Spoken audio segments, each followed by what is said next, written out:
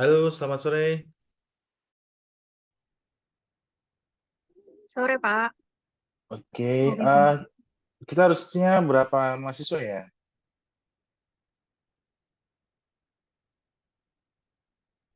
Kayak banyak yang pagi, Pak. Mm-mm. Jadi seharusnya berapa kita? Berarti Sesuai absen sih, Pak, di SIA Bapak.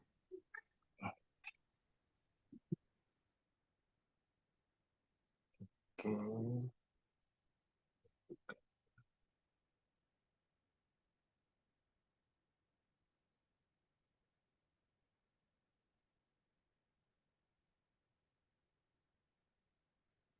oke 16 ya.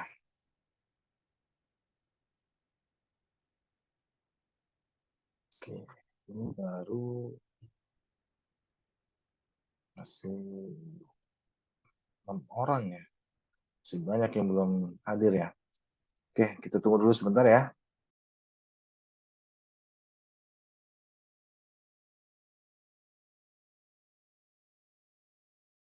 Khususnya di produk-produk nutrasikal atau sediaan nutrasikal ya, yaitu fungsi dari antioksidan ya. Antioksidan ini saya rasa banyak apa istilahnya mekanisme kerjanya ya terhadap nutraceutical ya, produk-produk nutraceutical untuk kesehatan tubuh. Di sini teorinya sangat banyak sekali ya menggunakan sifat dari antioksidan ya. Dan berikutnya adalah antiinflamasi ya. Fungsi ini juga sering kita temukan ya terkait fungsi dari antiinflamasi ya dari berbagai macam nutraceutical ya. Oke, sekarang kita bahas yang antioksidan. Sebenarnya saya sudah bahas ya waktu pertemuan sebelumnya terkait tentang antioksidan. Mungkin di sini saya akan lebih memperjelas lagi ya karena teori-teori dari antioksidan ini sering digunakan ya, bahkan antiinflamasi pun juga ya untuk membahas tentang nutraceutical. Oke, mungkin bisa kita refresh lagi ya terkait antioksidan ya. Yang perlu kalian ketahui ya tentang antioksidan diantaranya adalah sistem anti pertahanan antioksidan ya, kemudian radikal bebas ya atau ROS ya, kemudian berikutnya adalah stres oksidatif ya. Ini sebenarnya saya sudah bahas, tapi saya rasa ini saya harus perkuat lagi ya supaya eh, kalian lebih memahami karena memang kebanyakan ya dari nutraceutical itu fungsinya adalah antioksidan hampir seluruhnya.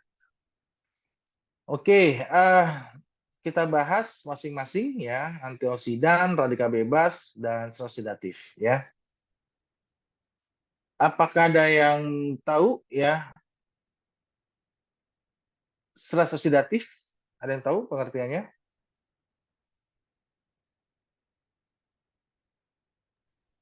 Yang itu ya, Pak, yang suatu keadaan di mana jumlah radikal Hmm, bebas yang dihasilkan oleh tubuh lebih banyak ya, dibandingkan dengan seharusnya, Pak. ya, thank you, Selinia Melinda ya. Luar biasa sekali. Oke, saya langsung ke sini lah ya. Anda menjawabnya dengan tepat ya. Saya langsung masukkan nilai biar saya nggak lupa ya. Oke, sebentar saya masukin input dulu. Jadi ada tambahan nilai buat kamu.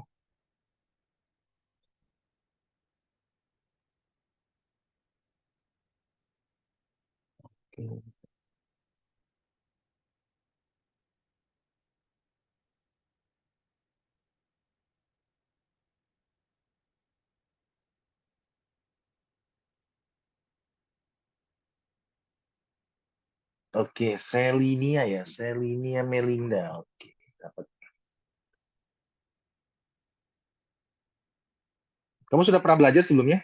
Sudah tahu stres oksidatif, Seli? Belum, Pak. Yang dari Bapak Oh, aja pekan kemarin. oh iya betul. Itu masih ingat ya. Oke, saya rasa ini memang saya perlu refresh lagi ya karena kebanyakan nanti kita akan bahas fungsi antioksidan, antiinflamasi ya, yang kebanyakan mendominasi dari mekanisme kerja nutraceutical ya, untuk melindungi atau untuk memperbaiki ataupun untuk pencegahan ya dari berbagai macam fungsi-fungsi ya, maksudnya seperti kayak ginjal, hati, nanti mood dan perilaku ya. Oke, sebentar. Oke, udah saya kasih ya.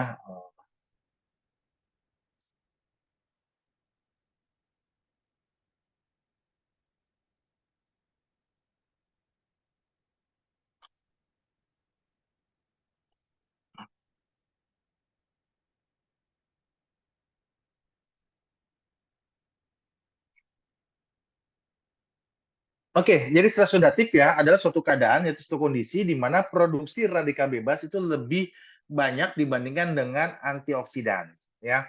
Jadi kita akan bahas masing-masing definisi dari antioksidan, radikal bebas dan sifat-sifatnya ya. Oke, jadi radikal bebas ataupun bisa kita sebut namanya ROS ya. Ini istilah yang sering digunakan ya. ROS itu adalah reaktif oksigen spesies ya, di mana ini adalah merupakan suatu senyawa kimia juga ya, yang memiliki sifat dia tidak stabil ya, tidak stabil, kemudian dia tidak netral, dan dia bisa merusak sel, jaringan, struktur kimia yang lain ya. Ini ROS namanya, reaktif oksigen spesies, ataupun yang kita lebih kenal adalah radikal bebas ya. Oke, kemudian antioksidan ya. Jadi antioksidan ini adalah suatu senyawa kimia juga ya, yang memiliki peran untuk menekan ya, salah satunya fungsinya untuk menekan produksi radikal bebas, kemudian menangkap, mencari radikal bebas, dan kemudian menetralkannya. Kemudian juga memperbaiki fungsi dari sel yang rusak. Ya, oke. Jadi antioksidan ini bisa dibagi atau dikategorikan menjadi tiga ya: primer, kemudian sekunder, ya, dan tersier. Ya, primer adalah antioksidan yang dihasilkan di dalam tubuh. Ya, oke. Kemudian sekunder adalah antioksidan yang didapatkan dari luar tubuh, dan tersier ya, tersier adalah antioksidan yang dihasilkan di sel yang terserang ya, yang sel yang terserang oleh radikal bebas. Jadi namanya tidak spesifik ya untuk enzimnya ya. Dia memiliki fungsi untuk memperbaiki sel yang rusak ya, itulah antioksidan tersier. Untuk antioksidan primer, contohnya adalah glutathione, ya, kemudian SOD, ya, proses dismutase. Kemudian untuk antioksidan sekunder adalah kebanyakan vitamin, ya, dan mineral, ya, vitamin C, E, A, selenium, zinc, magnesium, ya. Itu adalah mineral-mineral yang memiliki karakteristik antioksidan. Oke, untuk antioksidan tersier itu tidak ada nama yang spesifik, ya. Uh, Oke, mungkin saya ulang saja ya supaya kalian memahami lebih detail lagi. Sel ya, sel itu adalah merupakan satuan makhluk hidup terkecil. Dia memiliki apa istilahnya lapisan-lapisan ataupun organel sel di dalamnya ya. Sel itu ya terdiri dari lipoprotein untuk lapisannya atau dinding sel atau membran sel ya, lipoprotein ataupun organel di dalamnya ya. Nah, sel ini adalah merupakan satuan makhluk hidup terkecil yang melakukan proses metabolisme ya. Yang ingin saya katakan di sini adalah radikal bebas itu adalah merupakan suatu produk dari proses metabolisme. Yang mau tidak mau, setiap proses rangkaian metabolisme akan menghasilkan namanya radikal bebas ya. Nah, disinilah nanti radikal bebas ketika produksinya masih bisa ditekan ya oleh antioksidan primer ya, itu masih kita bicara normalnya ya. Kemudian kalau dia tidak bisa ditekan produksinya ya, karena produksi radikal bebas terlalu banyak ya, yang bisa disebabkan oleh berbagai macam faktor, ya diantaranya adalah ya polusi ya, kemudian kita konsumsi makan makanan yang banyak pengawet ya, kemudian zat pewarna ya, kemudian penyakit itu sendiri ya, infeksi ya, infeksi juga bisa menyebabkan produksi radikal bebas itu banyak ya, sehingga antioksidan primer ini tidak bisa menekan produksinya ya. Sehingga diperlukanlah antioksidan antioksidan sekunder ya. Nah, antioksidan sekunder ini memiliki fungsi untuk menangkap, mencari dan menetralkan ya si radikal bebas yang sudah menyebar ke seluruh tubuh ya. Jadi kalau kalian bayangkan ya, ini sel ini ada ROS ya karena hasil dari metabolisme. Ketika dia tidak bisa ditekan produksinya ya, ini ROS ini akan keluar ya. ROS ini akan keluar di sel, bahkan sel itu juga akan menjadi radikal bebas ya. Karena dia dirusak oleh si radikal bebas atau si ROS ya. Nah, si ROS-ROS yang inilah yang ada di dalam seluruh tubuh ini yang akan nanti ditangkap ataupun dicari oleh antioksidan sekunder ya. Kemudian antioksidan tersier adalah memiliki fungsi untuk memperbaiki sel atau jaringan yang rusak ya. Karena seperti saya bilang tadi ya, radikal bebas memiliki karakteristik dia merusak sel ya karena paling awal ya dia menyerang sel ya. Karena terjadinya metabolisme di dalam sel itu karena itulah si sel itu awal muasal dia diserang lebih dulu ya. Nah, ketika sel itu dirusak, diserang ya, jadi akan membuat sel tersebut bisa jadi radikal bebas juga ya, dia menyerang sel-sel yang lain. Sehingga terjadi suatu reaksi berantai dan inilah yang nanti akan menjadi suatu keadaan stres oksidatif ya. Nah, ketika hal tersebut ya, ketika jaringan itu rusak atau sel itu rusak, ya ada antioksidan tersier yang membantu memperbaiki ya sel-sel tersebut supaya tidak menjadi radikal bebas ya. Sebenarnya ini adalah kinerja dari semua sistem pertahanan antioksidan ya saling bersinergis baik itu primer, sekunder dan tersier sehingga stres oksidatif tidak terjadi ya. Tapi sangat disayangkan ya, maksudnya keadaan oksidatif ini ya itu kita keluar rumah saja sudah banyak paparan-paparan yang bisa kita dapatkan yang bisa menimbulkan produksi radikal bebas itu berlebih. Ya contoh kebiasaan kita apa istilahnya diet yang tidak tepat ya, konsumsi makan makanan yang tidak sehat ya, kemudian perilaku kita misal merokok, kurang beraktivitas ya, itu juga akan bisa menyebabkan produksi radikal bebas meningkat sehingga terjadi suatu kondisi stres oksidatif. Ketika menjadi suatu kondisi stres oksidatif, inilah yang akan merusak sel dan perlu diingat ya, sel adalah satu makhluk terhidup ya. Sel dengan sel nanti akan bentuk jaringan ya, jaringan dengan jaringan akan bentuk organ, organ dengan organ akan membentuk sistem organ ya, dan sistem organ bekerja sama ya tentunya akan membentuk individu ya atau kita ya manusia. Nah, ketika sel ini rusak ya, otomatis jaringan juga akan rusak, organ akan rusak, sistem organ akan rusak ya. Nah, di sini yang timbul namanya penyakit. Saya meyakini suatu teori ya, suatu teori dari antioksidan ini adalah merupakan sumber dari segala penyakit ya. Sumber dari segala penyakit. Ya, selain infeksi ya. Kalau infeksi kan yang diserang penyebabnya adalah bakteri atau virus ya. Dia menyerang sel. Tapi kalau untuk radikal bebas ya, saya meyakini teorinya adalah dia adalah merupakan sumber dari berbagai macam penyakit ya. Karena awal muasalnya adalah selnya dirusak ya. Struktur paling terkecil dirusak sehingga jaringan rusak, organ rusak, sistem organ rusak sehingga timbullah penyakit ya. Oke, sampai sini ada pertanyaan?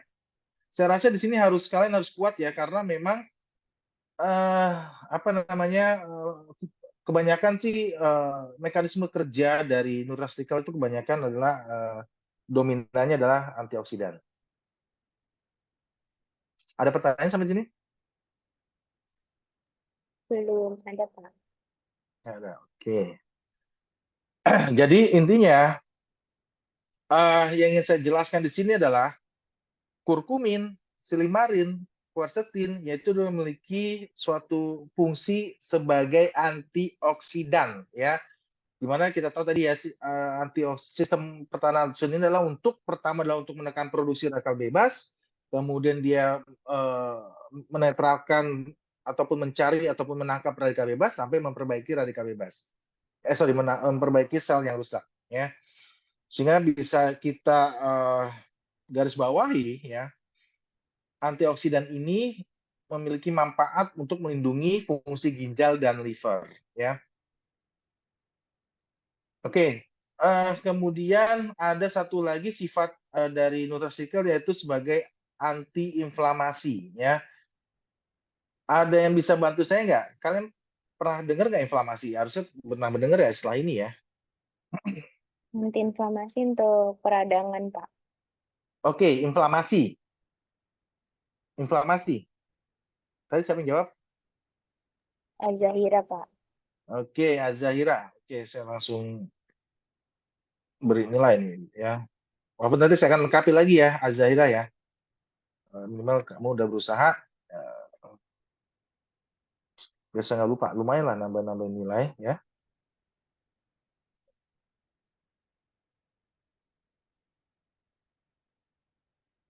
Oke, Azahira. Azahira Salsabila.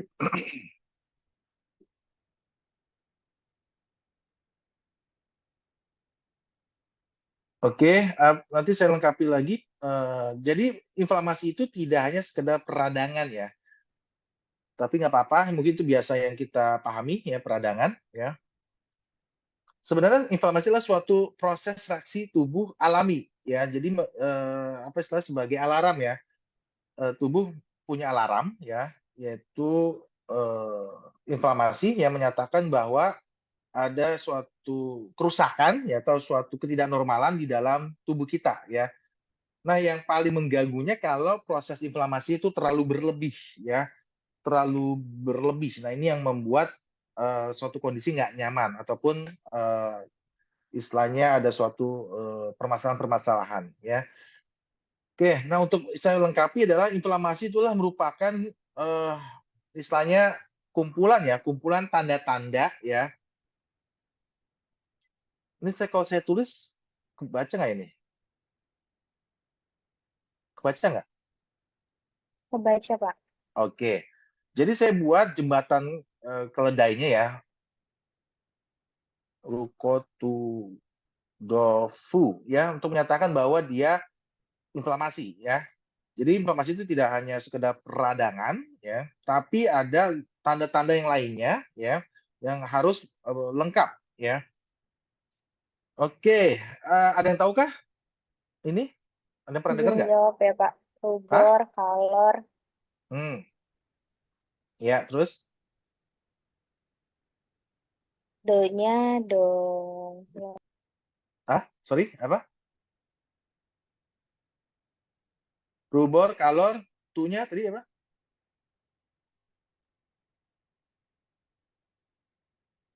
Coba sampai sini, Azalina. Ya udah nggak apa-apa.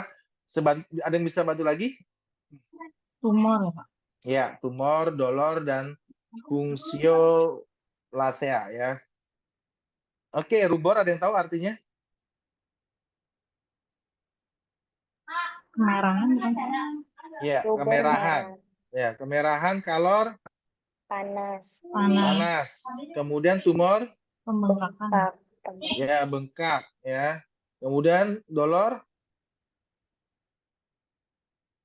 nyeri ya ataupun sakit ya. Kemudian fungsionalisasi adalah kegagalan fungsi ya. Inilah lengkap nih, inflamasi disebut dia dikatakan inflamasi ya. Jadi saya bilang ya, inflamasi adalah suatu proses alami sebenarnya ya. Itulah merupakan suatu reaksi dari tubuh untuk merespon ada permasalahan di dalam tubuh kita ya.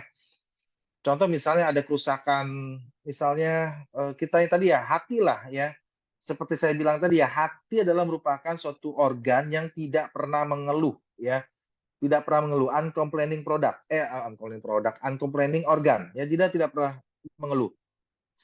Sampai 75% ya fungsinya ya, penurunan fungsi sampai 75% baru dia akan terasa kita ya, mulai terasa lelah, letih, mudah capek ya. Kemudian timbul gejala kekuningan ya. Itu ada tanda bahwa ada kerusakan di hati ya. Karena saya bilang tadi ya, hati itu yang melakukan hampir 500 fungsi ya. Tadi kita sebutkan cuma beberapa fungsi dari hati ya. Nah, siapa sih yang melakukan tugasnya ya dari fungsi hati? Ada namanya sel hati ya, atau disebut hepatosit ya.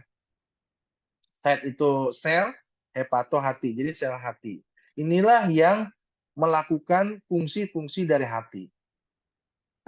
Oke, jadi hepatosit ini alhamdulillahnya sel ini bisa beregenerasi ya, beregenerasi. Artinya dia bisa dibuat lagi ya, hepatosit. Beda dengan sel saraf ya. Kalau sel saraf sudah mati ya, itu dia sudah tidak bisa beregenerasi ya. Yang bisa regenerasi sel hati, sel darah ya, sel kulit ya, itu bisa beregenerasi ya. Tapi kalau sel saraf kalau sudah mati ya udah tidak bisa beregenerasi ya. Oke, nah si hepatosit inilah yang melakukan semua fungsi dan saya bilang tadi ya, ketika kita simpel gini, kita makan produk-produk yang sekiranya nanti akan berdampak pada kesehatan kita ya, contoh misalnya junk food yang memiliki misalnya makanan-makanan yang memiliki pengawet ya, ataupun sudah disuntik dengan zat-zat kimia yang kita tidak tahu ya, kemudian pewarna ya, itu tetap diolah ya. Kemudian kita minum misal alkohol ya, tetap diolah oleh hati supaya dihasilkan nutrisi-nutrisi yang sangat penting. Tapi sayangnya itu kan tidak banyak yang bisa dapat di situ. Tapi si hati itu kerja keras ya. Nah, sehingga akan menyebabkan kerusakan oleh hal-hal tersebut ya, si sel hati rusak dan inilah nanti akan menyebabkan terjadinya inflamasi ya. Inflamasi yang disebut nanti ketika sudah parah disebut namanya kondisinya adalah hepatitis ya. Nah, inilah suatu kerusakan ya dalam hati yang akan membuat kondisi kita akan mulai kerasa nih, kita mudah lelah, kita mulai capek ya, kemudian juga ada kondisi mungkin gejala-gejala yang bisa terlihat ya, contoh kalau hati itu biasanya kekuningan ya, karena bilirubinnya itu nyebar ke dalam darah ya. Nah, inilah nanti suatu kondisi di dalam tubuh bahwa memang ada suatu keadaan yang rusak ya, inilah proses dari inflamasi harusnya ya, jadi sebagai alarm ya, hepatitis. Oke, nah saya bilang tadi ya, banyak teorinya ya saya bilang ya. Nah, si sel ini saya bilang semuanya adalah berawal dari sel ya. Ketika selnya rusak, ya otomatis jaringan rusak, organ rusak ya. Nah, yang diperbaiki ya tentunya harus ya sebagai sembilan tadi ya, antioksidan juga merupakan salah satu fungsi untuk memperbaiki kerusakan-kerusakan sel. Dan juga tadi saya bilang sebagai antiinflamasi ya, untuk memperbaiki kerusakan-kerusakan sel yang pada dasarnya adalah kerusakan jaringan ya.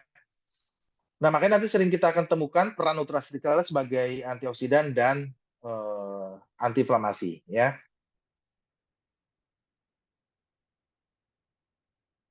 Oke, nah di sini saya ingin jelaskan saja ya, karena saya rasa materi ini tidak terlalu banyak ya untuk di peran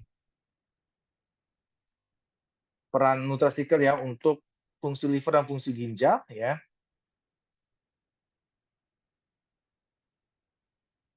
Oke, jadi kurkumin adalah merupakan zat aktif dari kunyit, dia memiliki sifat antioksidan dan antiinflamasi. Ini yang digunakan untuk fungsinya digunakan untuk melindungi fungsi ginjal maupun liver. Silimarin ya, biasanya ini silimarin yang sering digunakan ya. Silimarin ini berasal dari tanaman ya, disebut meat pistol ya. Sebenarnya di Indonesia kalau kalian temukan ada sih kalau kalian pernah lihat ya di pinggir jalan ya, meat pistol ya. Ini adalah merupakan suatu tanaman yang menghasilkan zat aktifnya adalah silimarin. Nah, di sini adalah untuk melindungi hati ya biasanya ya, untuk sebagai antioksidan maupun antiinflamasi. Quercetin ini sebenarnya juga banyak dari khususnya jeruk ya, kulit jeruk, quercetin ya, biasanya ini banyak di buah-buahan juga ya, paling banyak ada di buah jeruk ya, dan memiliki sifat antiinflamasi dan antioksidan ya.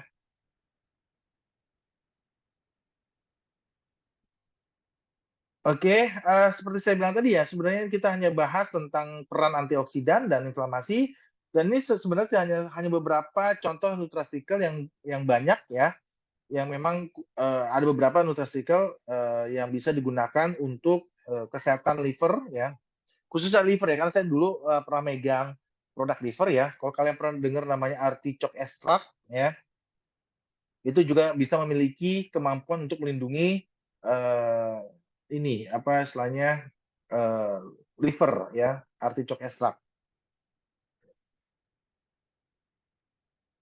Oke, ini studi-studi yang biasanya digunakan ya. Sebenarnya banyak studi yang lainnya untuk peranan kurkumin ya. Ini kurkumin, kemudian juga ini adalah silimarin ya. Penelitian yang digunakan untuk hati, dan ini quercetin ya untuk kerusakan ginjal dan liver ya. Penggunaan nutraceutical tersebut. Oke, ada pertanyaan sampai di sini?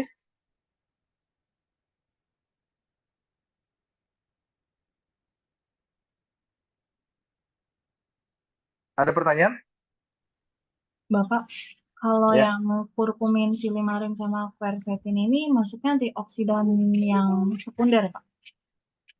Iya, antioksidan sekunder, betul ya. Karena didapatkan dari tubuh ya, sorry, dari luar tubuh. Jadi sebenarnya antioksidan sekunder itu juga bisa mengaktifkan antioksidan primer ya, supaya lebih dia produksi lebih tinggi lagi. Salah satu fungsinya. Selain vitamin mineral, ya nutraceutical zat-zat aktif inilah seperti kayak asam amino juga memiliki properties antioksidan, ya kemudian terpenoid, ya itu juga bisa memiliki antioksidan, ya. Ini salah satu flavonoid ya, terpenoid, flavonoid, ya, polifenol, ya. Itu mayoritas memiliki properties sebagai antioksidan, ya. Oke, thank you. Jadi intinya perlu pemahaman terkait antioksidan ya. Ini harus kuat ya, karena saya rasa saya bilang tadi di awal untuk nutraceutical kebanyakan propertiesnya atau memiliki manfaatnya adalah sebagai antioksidan ya. Oke, sekarang kita bahas tentang mood dan perilaku. Ya, kita harus tahu dulu bedanya ya. Mood adalah merupakan suatu perasaan hati yang dialami oleh seseorang. Kemudian perilaku adalah tindakan ya yang bisa diamati secara visual atau secara eksternal.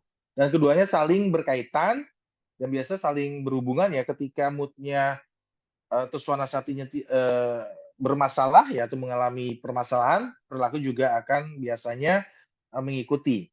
Nah, eh, contohnya adalah gangguan mood ya seperti depresi ya. Kemudian bipolar ya, bipolar itu suatu kondisi ya, bi itu dua polar kutub ya.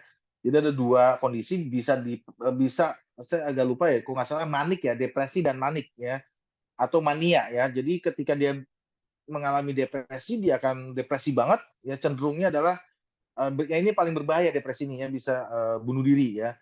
Kalau manik itu terlalu berlebihan, contohnya dia membeli barang-barang yang tidak diperlukan, seharusnya dia beli ya secara apa misalnya kalau saya sebut ugal-ugalan ya, atau tidak rasional. Yang paling yang terkenal adalah kasus ini ya, Marshanda ya, dia mengidap bipolar. Ketika dia di fase depresi, dia akan depresi banget.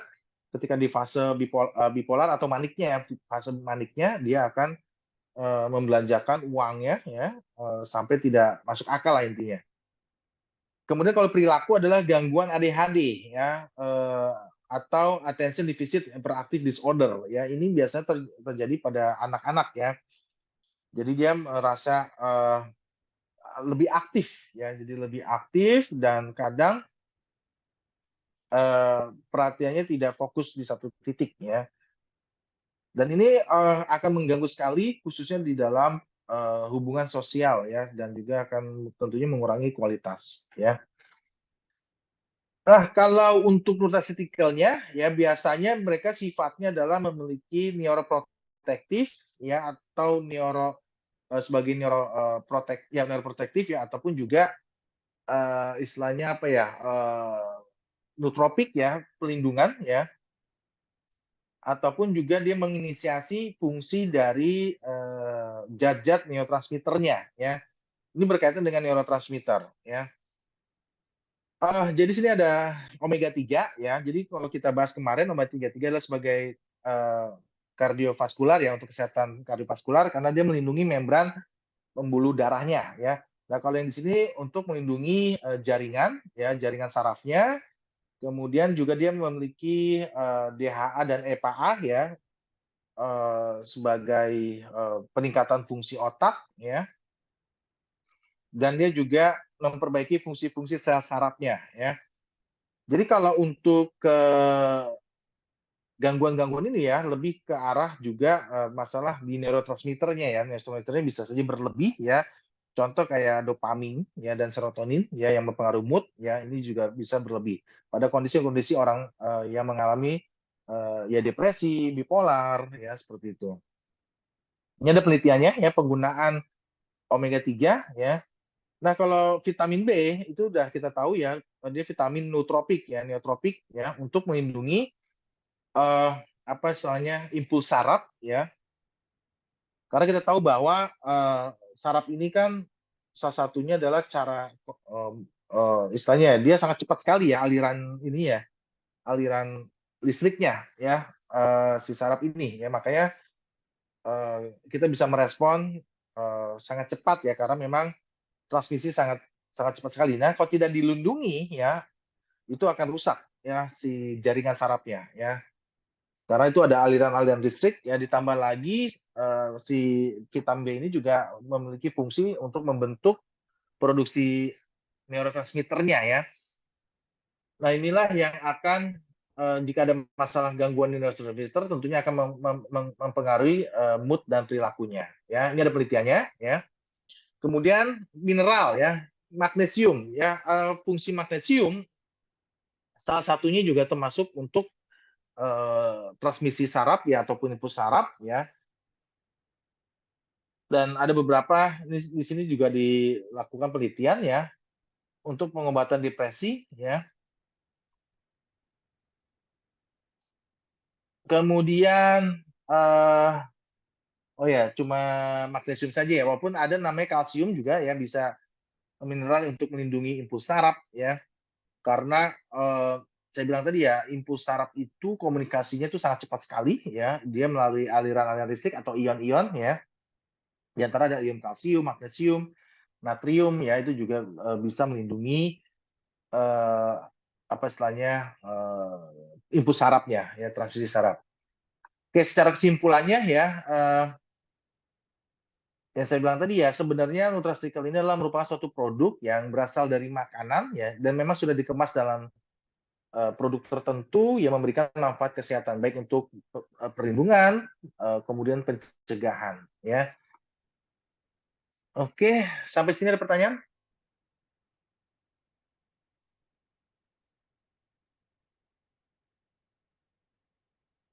Halo, sampai sini ada pertanyaan? Belum, Pak. Oke. Yang cowoknya ada suaranya nih, ada pertanyaan nggak yang cowoknya? Ada nggak sih cowok di sini?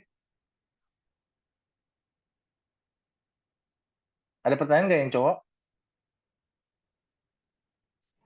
Belum ada, Pak. Oke, ya. Kalau tidak ada berarti kita akhiri saja. Terima kasih yang tadi merespon ya, sudah dapat nilai tambahan lah ya, lumayan ya. Jadi kalau UASnya nggak perlu mikir-mikir lagi ya. Oke, mungkin saya absen saja ya. Tadi oke, saya tambahkan ya.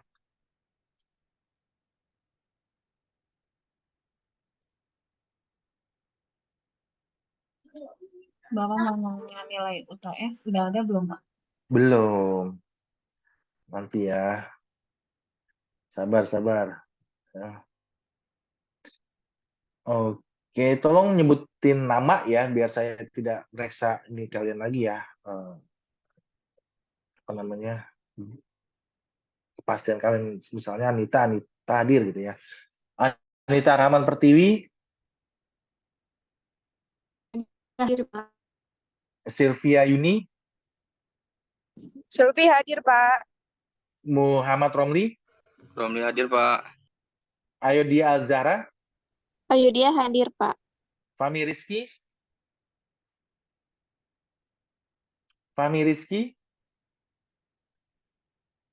Fahmi Rizky, oke. Ananda, Anda hadir, Pak. Putri Lestari, Putri hadir, Pak. Iskandar Hakim,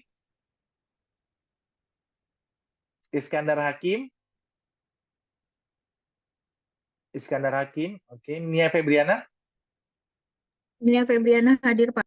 oke. Azira hadir. Septia Wafa, Septia hadir, Pak. Indah Octavia, Indah hadir, Pak. Siti Fatimah, Fatimah hadir, Pak. Siti Zakia Zahra, Siti Askia hadir, Pak. Ilmi Aulia, Umi hadir, Pak. oke. Selinnya hadir ya. Oke, yang nggak hadir Iskandar Hakim sama Fahmi ya.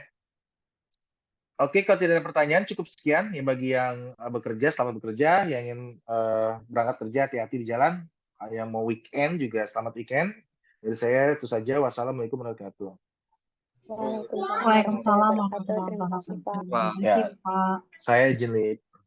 Iya, Pak.